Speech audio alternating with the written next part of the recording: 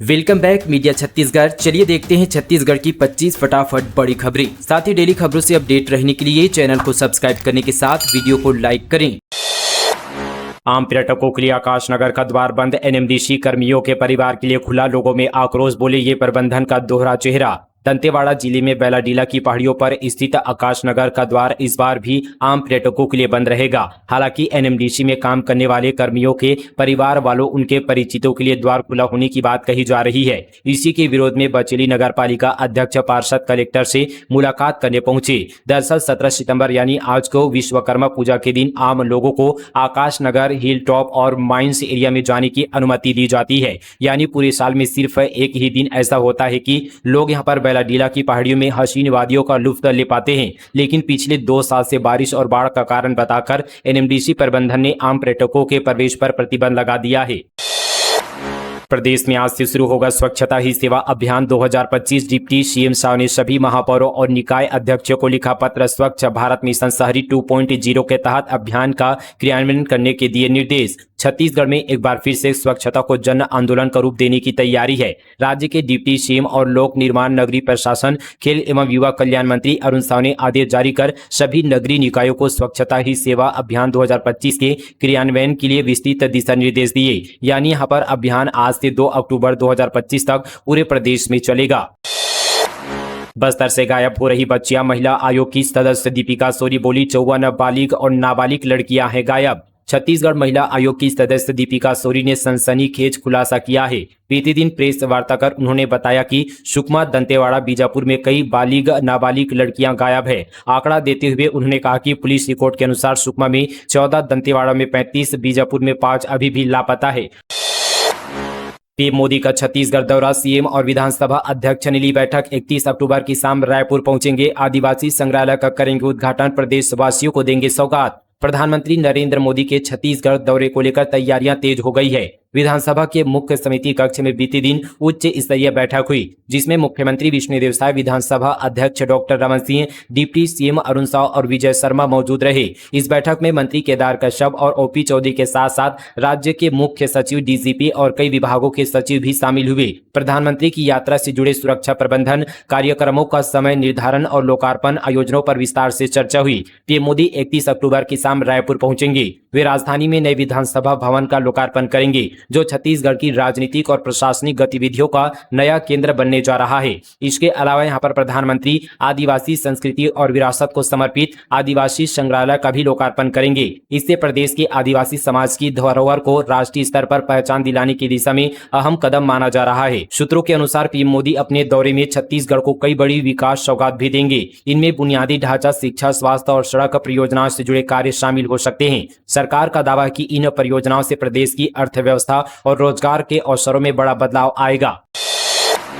खैरागढ़ की खराब सड़क को लेकर अनोखा प्रदर्शन, युवक ने गड्ढों को पहनाई माला, नारियल चढ़ाकर की पूजा। खैरागढ़ जिले की टूटी फूटी सड़कों पर अब जनता का गुस्सा फूट पड़ा है। स्थानीय युवक दिनेश साहू ने ऐसा अनोखा विरोध किया, जिससे प्रशासन और नेताओं दोनों को कटघरे पर खड़ा कर दिया है। युवक ने सड़क पर बने गहरे गड्ढों को माला पहनाई, अगरबत्ती जलाई और नारियल चढ़ाकर जसगीत गाते बाकायदा पूजा भी की। इस व्यंग्यात्मक प्रदर्शन का वीडियो सोशल मीडिया पर वायरल हो रहा है और लोग इसे नेताओं के झूठे वादों और प्रशासन की नाकामी पर करारा प्रहार बता रहे हैं। वायरल वीडियो में साफ दिख रहा है कि सड़क की दुर्दशा किसी एक जगह की नहीं बल्कि पूरे जिले की है। महतारी बंधन योजना, 3500 हितग्राहियों को नाम पात्र सूची से हटाया गया। विष्णुदेव साय सरकार की महत्वाकांक्षी महतारी बंधन योजना पर बस्तर जिले में बड़ा खुलासा हुआ है। 1 साल के भीतर महिला एवं बाल विकास विभाग ने बस्तर जिले में फर्जी तरीके से महतारी बंधन योजना का लाभ ले रहे 3500 महिलाओं का नाम पात्रता सूची से हटा दिया है और उन पर आवश्यक कार्रवाई की जा रही है। अधिकारी की माने तो फर्जी नाम दर्ज कराने वालों और पैसे लेने वालों से अब रिकवरी की प्रक्रिया की जा रही है। वोट चोर गद्दी छोड़ सभा, पायलट बोले जिंदा वोटर्स को मृत बताया, कहा चंद लोगों को फायदा पहुंचाने पेड़ों को काटा। दीपक बैज बोले वोट चोरों की सरकार चल रही। छत्तीसगढ़ कांग्रेस प्रदेश प्रभारी सचिन पायलट रायगढ़ में वोट चोर गद्दी छोड़ सभा में शामिल हुए। पायलट ने कहा कि चुनाव आयोग ने एक ही घर में 100 से 150 वोटर्स को डाला, जिंदा लोगों को मृत बताया। जब डेटा मांगा गया तो चुनाव आयोग देने से इनकार कर दिया। वोट की चोरी बर्दाश्त नहीं की जाएगी। पायलट ने कहा कि पूरा विपक्ष और देश के लोग समझ चुके हैं। छत्तीसगढ़ में जिस दिन कांग्रेस पार्टी को बहुमत नहीं आया, भाजपा सरकार ने शपथ नहीं ली, उससे पहले चंद लोगों को फायदा पहुंचाने के लिए पेड़ काटने शुरू कर दिए। जंगल की चोरी की, देश की संपत्ति की चोरी की, लेकिन वोट चोरी बर्दाश्त नहीं करेंगे, इसलिए कांग्रेस ने ये अभियान चलाया है। इस दौरान दीपक बैज ने कहा कि देश में वोट चोरों की सरकार चल रही है। भाजपा की सरकार जल, जंगल और जमीन बेचने का काम कर रही है। तमनार में पेड़ काट रहे हैं। बिजली बिल पहले 800 का आता था, अब 1800 हो गया है। जनता इस सरकार को उखाड़ फेंकेगी। वोट चोर गद्दी छोड़ के नारे भी लगवाए। शासकीय कर्मचारी पर गंभीर आरोप। आदिवासी महिला को दफ्तर में 3 घंटे बैठाया, शौचालय जाने की भी नहीं दी अनुमति। कवर्धा जिले के बोड़ला एसडीओपी कार्यालय में पदस्थ क्लर्क सतीश उपाध्याय पर आदिवासी महिला से बदसलूकी का गंभीर आरोप लगा है। लखनपुर खुर्द की रहने वाली महिला ने पुलिस अधीक्षक धर्मेंद्र सिंह को आवेदन देकर पूरे मामले में कड़ी कार्रवाई की मांग की है। पीड़िता ने आरोप लगाया कि उन्हें और उनके पति को थाने में 3 घंटे तक बैठाकर अपमानित किया, यहां तक कि पानी पीने और शौचालय जाने तक की अनुमति नहीं दी गई। इस दौरान क्लर्क ने लगातार अभद्र व्यवहार किया। नक्सलियों की बड़ी साजिश नाकाम। जंगल से भारी मात्रा में हथियार और विस्फोटक सामग्री बरामद। बीजापुर जिले के पामेड़ थाना क्षेत्र के एफओबी कौरगुट्टा के जंगलों में कोबरा 208 बटालियन द्वारा चलाए गए सघन सर्च अभियान के दौरान नक्सलियों की एक बड़ी साजिश को समय रहते विफल कर दिया गया है। सुरक्षा बलों ने नक्सलियों द्वारा जंगल में छिपाकर रखे गए हथियारों, विस्फोटकों और भारी मात्रा में रसद यहाँ पर सामग्री एवं डम बरामद किया है। बताया गया कि यह बरामदगी ग्राम कंचाल के जंगलों में की गई है, जहाँ नक्सलियों ने गड्ढों और पेड़ों की खोल में उक्त सामग्री को छिपा रखा था। आशंका जताई जा रही कि इन सामानों का इस्तेमाल किसी साजिश को अंजाम देने के लिए छिपाया गया था। खरसिया नवा रायपुर परमाल कषा रेल लाइन परियोजना। कलेक्टर ने 150 मीटर दायरे से बाहर खसरा नंबरों की खरीदी और बिक्री से हटाया प्रतिबंध। खरसिया नया रायपुर परमाल कषा रेल लाइन परियोजना 278 किलोमीटर की 5वीं एवं 6वीं लाइन से संबंधित भू अर्जन कार्य हेतु पूर्व में लगाए गए खरीदी बिक्री पर प्रतिबंध में संशोधन किया गया है। कलेक्टर दीपक सोनी द्वारा मंगलवार को जारी आदेश के अनुसार प्रभावित 36 ग्रामों के 150 मीटर परिधि से बाहर आने वाले शेष खसरा नंबरों से प्रतिबंध हटा दिया गया है। रायगढ़ एनटीपीसी का डीजीएम 4,50,000 रिश्वत लेते गिरफ्तार। जमीन मुआवजा दिलाने 5 लाख मांगे, 50,000 ले चुका था। एसीबी ने रंगे हाथों पकड़ा। बिलासपुर एंटी करप्शन ब्यूरो ने national thermal power corporation Raigarh के उप महाप्रबंधक विजय दुबे को 4,50,000 रुपये रिश्वत लेते रंगे हाथों गिरफ्तार किया है। विजय दुबे ने जमीन मुआवजा दिलाने के एवज में 5 लाख रुपए की डिमांड की थी। मामला तमनार थाना इलाके का है।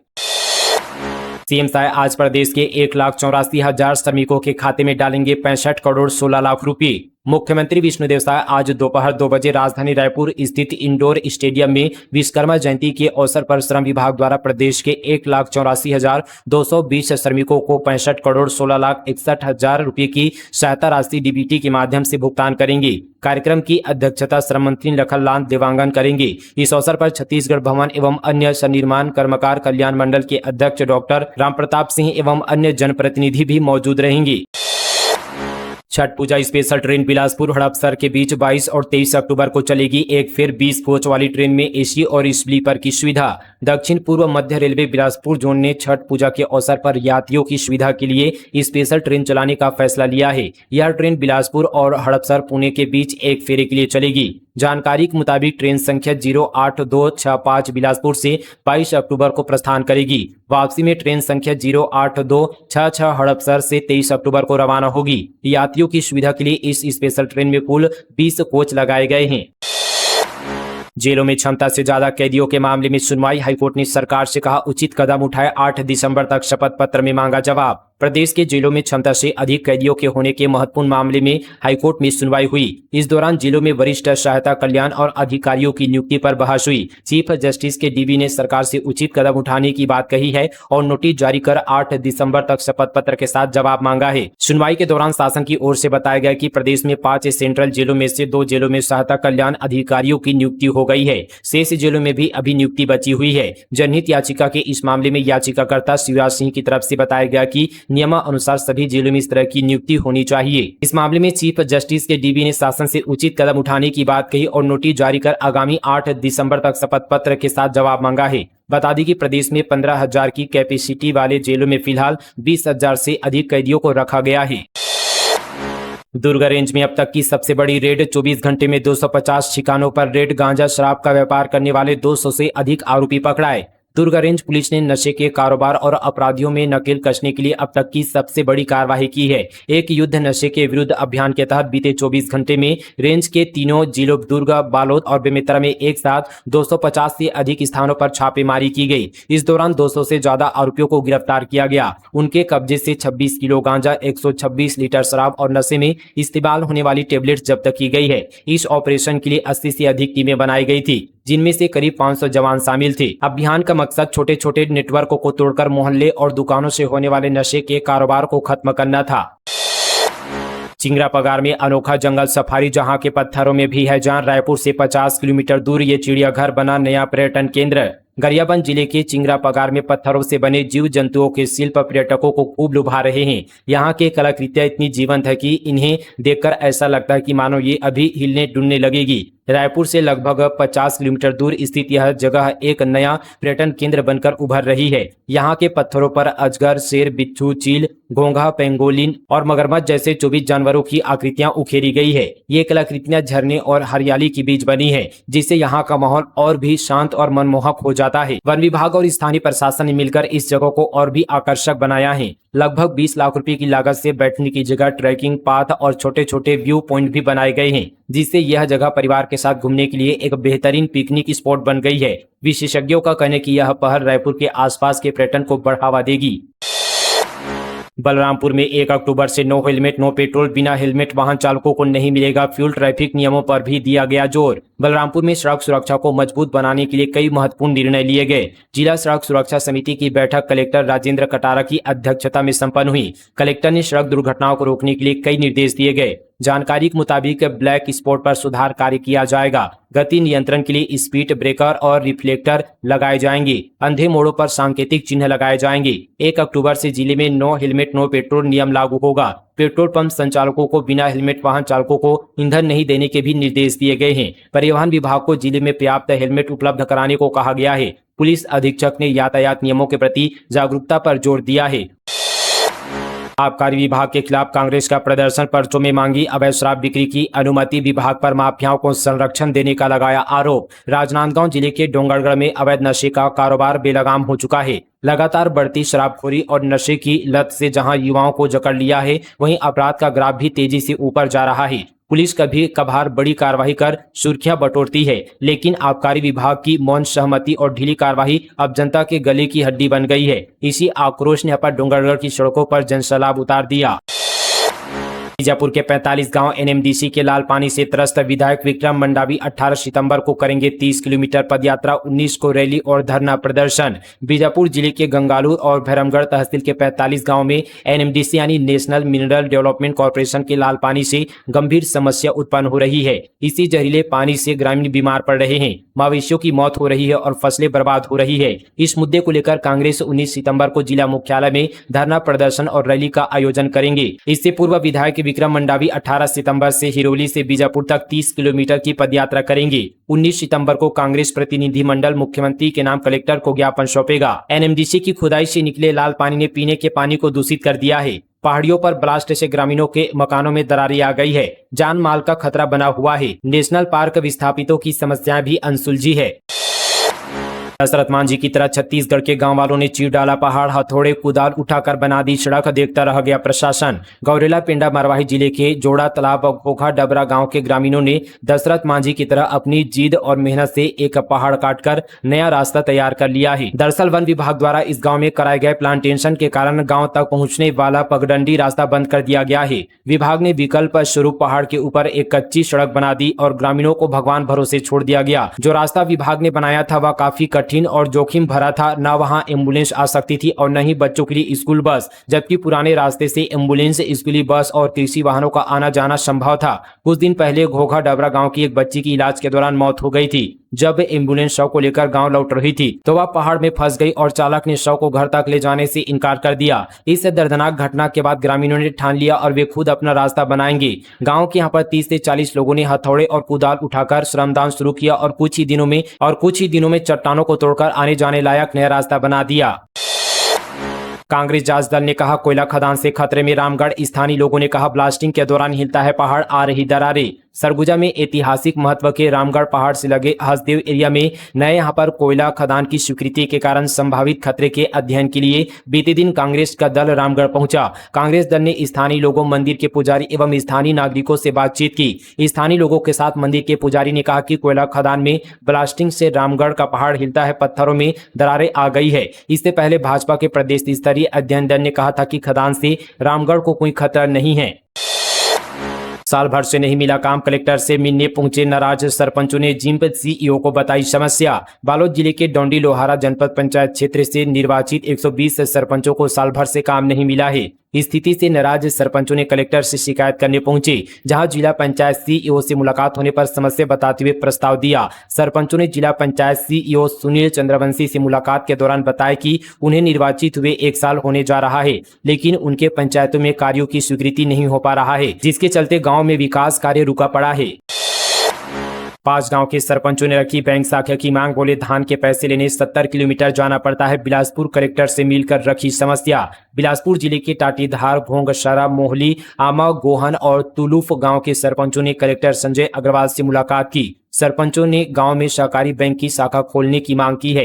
कलेक्टर के साप्ताहिक जनदर्शन में 100 से ज्यादा लोग पहुंचे। जिला पंचायत सीईओ संदीप अग्रवाल और निगम आयुक्त अमित कुमार ने लोगों की समस्याएं सुनी। 5 गांव के सरपंचों ने बताया कि गांव से सहकारी केंद्र बैंक बहुत दूर है। धान बेचने के बाद पैसे लेने के लिए उन्हें 60 से 70 किलोमीटर दूर करगी रोड कोटा जाना पड़ता है। करगी रोड बैंक शाखा में भीड़ भी बहुत रहती है, इससे लोगों को परेशानी होती है। सरपंचों ने बिजली और स्वास्थ्य से जुड़ी समस्याएं भी कलेक्टर को बताई।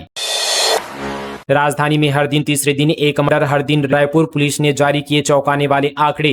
राजधानी रायपुर में अपराध के खिलाफ कार्रवाई लगातार जारी है, लेकिन अपराध के आंकड़ों में कमी नजर नहीं आ रहा है। पुलिस विभाग द्वारा जारी आंकड़ों के अनुसार जुलाई और अगस्त माह में औसतन हर तीसरे दिन एक हत्या और लगभग हर दिन एक दुष्कर्म का मामला सामने आया है। 2 माह में कुल 18 हत्याएं हुई है और दुष्कर्म के 59 मामले दर्ज हुए हैं। कोरबा में हैजा का प्रकोप काबू में, 80 लोग हो गए थे बीमार। स्वास्थ्य विभाग ने कैंप लगाकर किया इलाज, सभी मरीज स्वस्थ। कोरबा जिले के ग्राम पंचायत बसीबार में हैजा का प्रकोप अब नियंत्रण में आ गया है। स्वास्थ्य विभाग की सक्रियता से गांव की स्थिति अब सामान्य हो गई है। गांव में करीब 80 लोग हैजे से प्रभावित हुए थे। स्वास्थ्य विभाग ने तुरंत कार्रवाई करते हुए गांव में स्वास्थ्य शिविर लगाया। कई मरीजों को प्राथमिक उपचार के बाद घर भेज दिया गया। 20 गंभीर मरीजों को प्राथमिक स्वास्थ्य केंद्र पाली में भर्ती कराया गया। अब सभी मरीज स्वस्थ होकर घर लौट चुके हैं। तो दोस्तों, ये थी आज की तमाम छत्तीसगढ़ की बड़ी और ताजा खबरें फटाफट अंदाज पर मीडिया छत्तीसगढ़ पर। दोस्तों, इस वीडियो को ज्यादा से ज्यादा छत्तीसगढ़ भाइयों के साथ शेयर करना बिल्कुल ना भूलें और चैनल को सब्सक्राइब नहीं किया तो सब्सक्राइब करना भी ना भूलें। चलिए मिलेंगे इसी तरह की और खबरों के साथ, तब तक के लिए दोस्तों जय हिंद, जय छत्तीसगढ़, जय जोहार।